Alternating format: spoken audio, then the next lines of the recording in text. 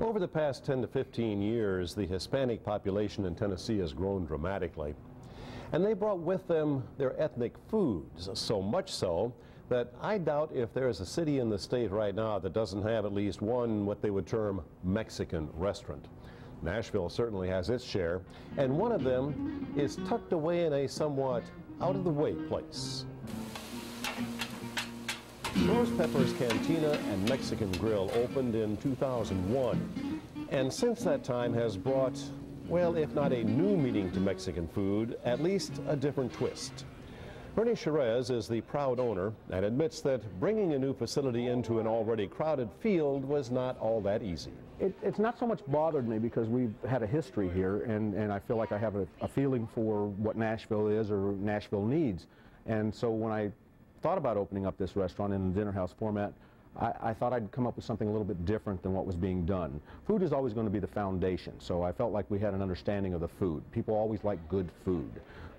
Location was a little difficult in my mind initially, but I thought, well, let's do this, let's do that, but the execution is going to have to be strong. And secondly, I wanted to create what I define as a funky, eclectic Mexican restaurant.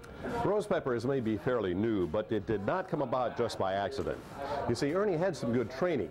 His father opened the very first Mexican restaurant in Nashville in 1970. It was known as El Taco. Today, it's doing business as Es Fernando's, but it's at the same location on Gallatin Road near Briley Parkway. We have a cult following restaurant, Es Fernando's. As you know, we are the very first Mexican restaurant in Nashville. We opened in 1970. So the training was on the job, so to speak. I was just a young man.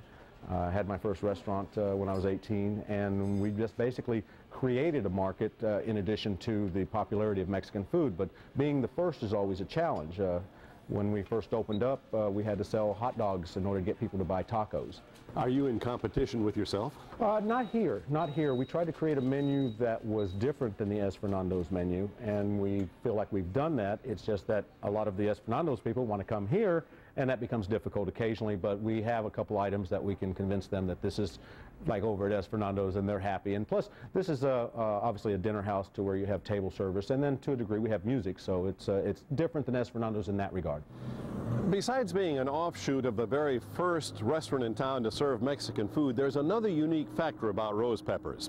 You see, Ernie shied away from the shopping malls and apartment complexes. He chose to open Rosepepper's in a relatively residential area of East Nashville, hardly a hotbed of commercial activity. My customers at Es Fernando's had expressed an interest in us coming to East Nashville as Es Fernando's. Their philosophy was that East Nashville was in a resurgence since the tornado. I had never spent much time in East Nashville. Obviously knew where it was, but I'd never spent much time, so when opportunity arose, I went looking for a location. This location was recommended. At a time when there is a Mexican restaurant on just about every corner in Nashville. It seems that way, doesn't it? What makes yours different than theirs, and is yours more authentic than theirs? The difference in my food, I can't say for sure what the difference is, but I will say this. This has been my philosophy in this business for a long time, is that there's really nothing new under the sun. It's execution. Because I don't think there's a restaurant out there that's going to open up trying to serve bad food. So they will serve good food, hopefully. Then the execution comes into place. Can you consistently serve good food? It's 7 days a week, or however many days you're open. Can you put the quality there? Can you put something down on a plate and serve to your customer that they're going to enjoy? Your shrimp cocktail. Well, it's a mix between a ceviche and a gazpacho. This particular shrimp cocktail comes from the Acapulco area. My chef/cook is from Acapulco, and when we were discussing the menu, I wanted to do a ceviche. Not so much with fish, but with shrimp. And we discussed it, and we threw it back and forth, and that's how we came up with our shrimp cocktail. Is it a regional food? Absolutely, absolutely. We specifically, primarily, if you will, the menu is Sonora style. That comes from the state of Sonora.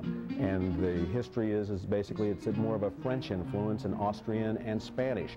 I try to describe it to people by saying that everything we cook Sonora style means that it's cooked in a sauce, that there's a sauce cooked there. But we also try to put in the taqueria Mexican food, which is basically raw product thrown on a grill or steamed or something like that, accompanied by whatever Mexican accompaniment they want to put on there. So we've got a variety, but specifically or primarily we're Sonora style, which is more the flavor than the spicy hot.